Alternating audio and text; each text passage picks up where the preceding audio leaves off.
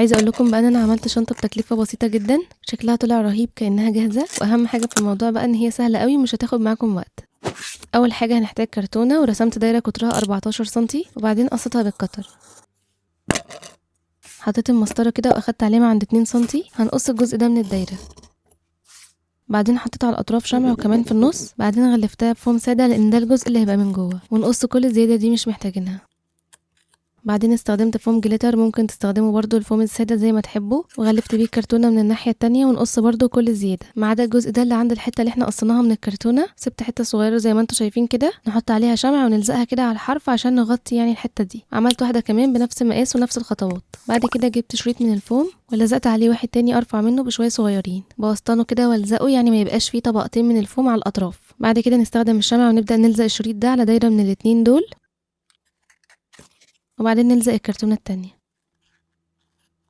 هنحتاج قطعة كمان من الفوم، وكاتبالكم كل المقاسات على الشاشة، نتنيها بالنص ونقصها بالشكل ده كده، وبرده دي لو محتاجينها تكون أقوى بنلزق فيها قطعة تاني من الفوم. وده كده الجزء اللي هنقفل بيه الشنطة، فهلزقه هنا كده.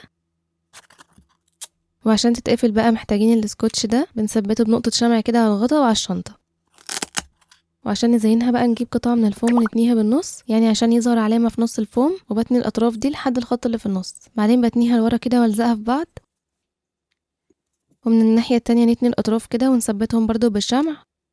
وزينت الجزء اللي في النص ده بفوم جليتر.